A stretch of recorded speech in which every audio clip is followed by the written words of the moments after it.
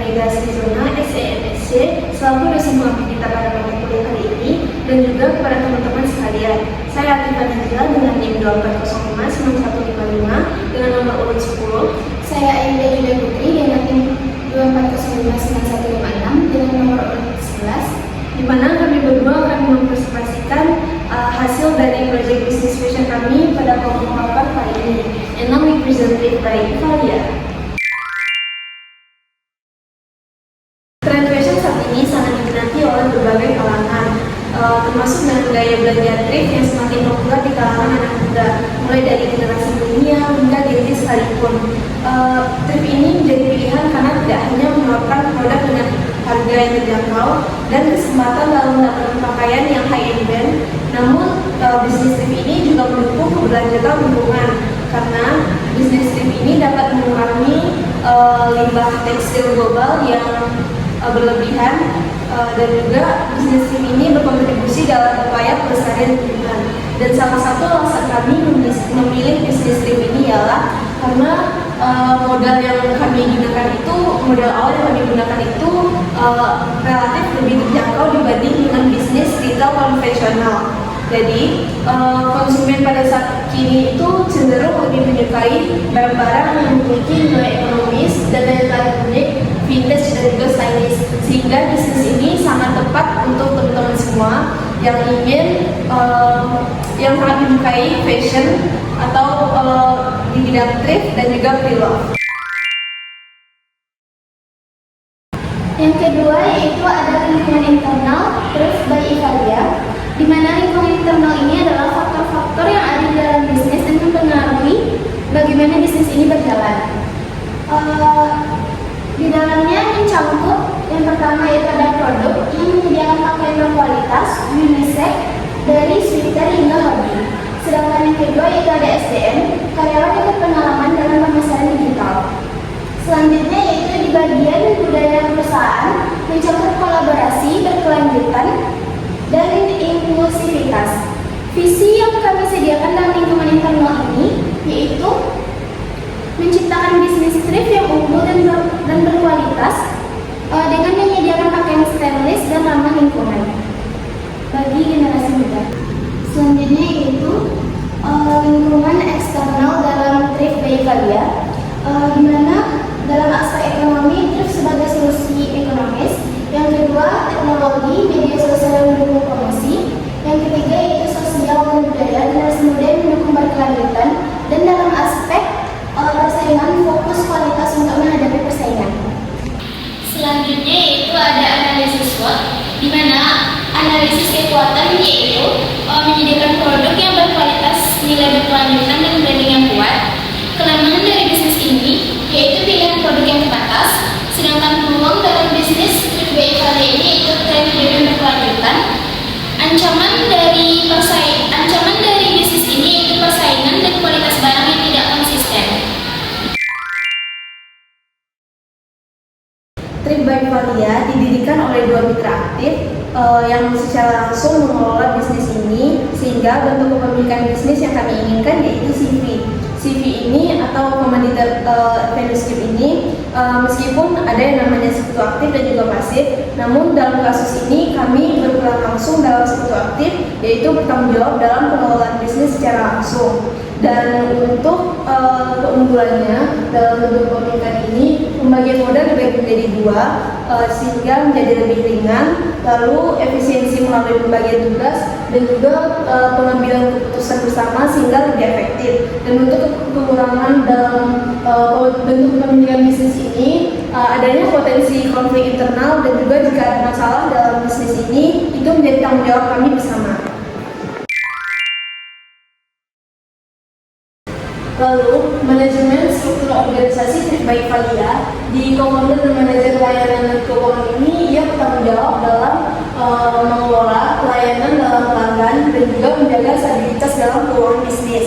Lalu, co-founder dan manajer pemesanan dan promosi ini memastikan bagaimana pemasaran online dan juga pemasaran digital berjalan dengan lancar dan menarik pelanggan baru, serta dukungan dari karyawan hasil dan pelayanan toko, karyawan live streaming, dan operasional pemesanan online ini mendukung untuk agar bisnis berjalan lancar dengan operasional yang jelas dan pembagian tugas yang jelas. Selanjutnya yaitu ada manajemen SDM dari Thrift by Ivalia, di mana yang pertama yaitu ada job analysis, menyusun standar tugas dan kompetensi untuk memastikan setiap barang mendukung kebutuhan toko dan pemesanan online. Yang kedua yaitu ada rekrutmen, di mana menyaring calon dengan keterampilan yang relevan seperti kemampuan live streaming dan layanan kasir. Yang ketiga ada seleksi. Yang pertama yaitu ada screening awal, wawancara, dan yang terakhir yaitu tahap praktik. Lanjut yang keempat, orientasi karyawan yang memperkenalkan visi dan nilai perusahaan yang berfokus pada keberlanjutan. Yang kelima ada pelatihan dan pengembangan, di mana di pelatihan ada 2 tahap, yaitu yang pertama pelatihan awal dan pengembangan berkala. Yang keenam ada kompensasi, di mana itu mencakup gaji pokok dan insentif kinerja. Yang ketujuh ada manajemen kinerja yang mencakup evaluasi bulanan dan feedback dari pengembangan. Dan manajemen operasional dalam Thrift by Ivalia ini yang pertama itu ada produk, di mana kami menyediakan pakaian thrift yang berkualitas dalam berbagai macam, mulai dari sweater, hoodie maupun pakaian lainnya yang juga sesuai dengan tren. Lalu yang kedua itu ada kualitas. Di kualitas ini kami menyortir barang dalam 3 kualitas, 3 tingkat, yaitu ada tingkat kualitas yang tinggi, menengah, dan juga rendah. Dan pada proses ini kami melakukan penyortiran dalam 1 kali seminggu dan memastikan toko menyediakan produk baru dalam setiap minggu. Lalu untuk lokasi kami lebih memilih memasarkan dalam toko utama itu kami memilih di pasar yang lebih tinggi karena peluangnya lebih besar dibanding kota Padang sendiri. Namun kami juga melakukan ikut bazar di Padang melalui event-event yang diadakan di sini, dan juga kami melakukan pemasaran produk melalui e-commerce lainnya seperti Shopee dan juga melalui Instagram, TikTok, dan juga e-commerce lainnya. Lalu untuk tata letak produk unggulan kami letakkan pada posisi di depan dengan ditata dengan menarik. Lalu untuk produk dengan kualitas menengah dan juga rendah itu kami labeli dengan label self. Dan yang keenam itu ada SDM, karyawan itu dilatih untuk layanan dan juga dalam pemasaran digital. Yang ketujuh, pada rantai pasokan itu, pasokan yang kami terima itu dari Bandung dan juga Medan untuk memastikan variasi stok. Lalu pada persediaan kami melakukan cek stok mingguan untuk menjaga ketersediaan produk kami. Dan penjadwalan kami melakukan jadwal kerja pada karyawan dan juga live streaming agar tetap konsisten. Dan untuk pemeliharaan, toko dirawat rutin agar nyaman bagi pelanggan. Selanjutnya itu pemasaran produk Thrift by Ivalia. Yang pertama itu harga. Strategi harga berdasarkan dengan kualitas produk seperti premium, standar, dan zone, di mana jumlah pendapatan dari barang ini akan kami kurangi dengan modal yang dikurangkan, dan itulah keuntungan yang kami dapatkan. Yang kedua yaitu ada kemasan, pengemasan aman dengan plastik OOP dan bubble wrap untuk pengiriman. Yang ketiga ada merek, di mana Thrift by Ivalia ini berfokus pada produk thrift yang berkualitas dan ramah lingkungan. Yang keempat ada konsumen yang menyasar generasi muda dan wisatawan yang peduli akan gaya dan harga terjangkau. Selanjutnya ada promosi yang menggunakan media sosial, event bazar, dan kolaborasi influencer. 6 ada segmentasi, di mana kaum muda yang mengutamakan nilai dan kelanjutan. 7 targeting dari bisnis ini itu generasi milenial dan Gen Z, khususnya wanita.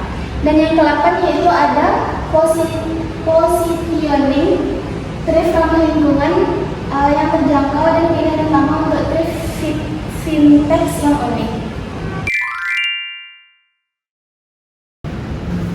Lalu untuk pengelolaan keuangan Thrift by Ivalia, dalam modal itu sumber modal kami awalnya berasal dari kami berdua. Jadi untuk pengadaan barang, peralatan, dan juga biaya operasional. Dan modal yang kami gunakan itu untuk kebutuhan utama seperti seperti pembelian stok, penyediaan peralatan toko, dan juga pengemasan. Dan modal yang kami keluarkan yaitu 9.183.568. Dan pada bagian hutang, kami tidak menggunakan hutang untuk operasional bisnis, dan juga kami tidak menyediakan hutang atau kredit pada pelanggan untuk menjaga kestabilan arus kas dan juga likuiditas.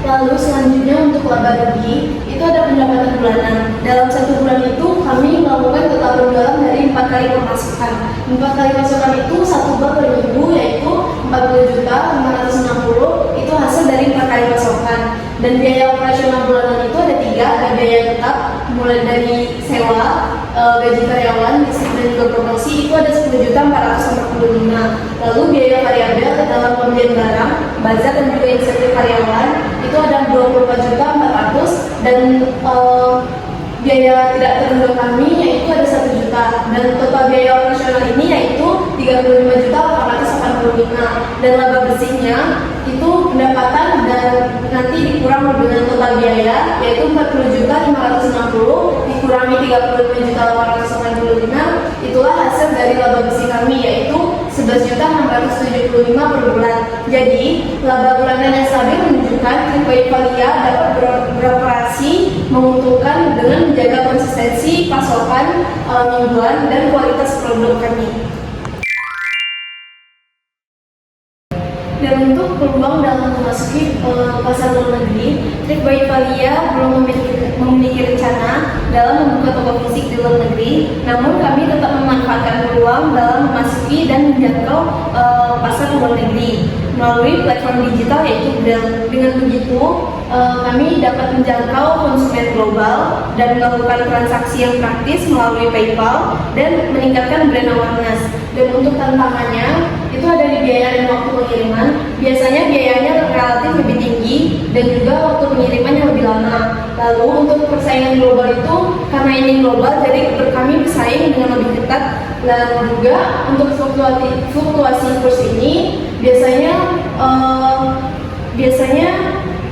konversi mata uang itu lebih mempengaruhi margin keuntungan dalam bisnis kami. Dan untuk regulasi ekspor ini biasanya itu susah untuk memasuki berbagai negara karena masing-masing negara mungkin ada ketentuan dalam ekspor dan impornya.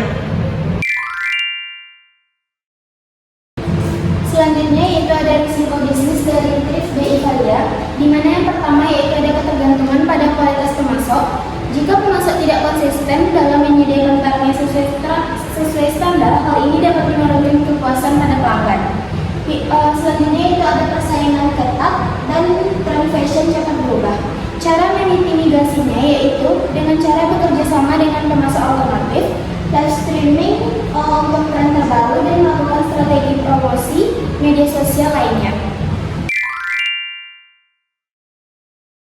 Terakhir kita masuk ke bagian kesimpulan, di mana Tripway Italia ini memanfaatkan potensi besar di pasar fashion thrift dengan fokus pada keberlanjutan, menarik minat generasi muda yang peduli akan lingkungan dengan menawarkan produk berkualitas dan ramah lingkungan. Bisnis ini memberikan alternatif fashion modern yang mengurangi dampak limbah tekstil. Strategi pemasaran lewat media sosial dan bazar yang efektif dalam meningkatkan brand awareness dan penjualan. Sementara manajemen yang terstruktur mendukung stabilitas dan laba yang konsisten. Fokus pada harga terjangkau dan menjadikan Tripway Italia sebagai kompetitif di pasaran. Dengan berakhirnya kesimpulan tadi, maka berakhir pula presentasi kami pada kali ini. Kami sangat terbuka pada koreksi dan pendapat dari teman-teman semua, sehingga teman-teman dapat berkomentar pada video ini. Cuci tangan hingga bersih. Cukup sekian dan terima kasih.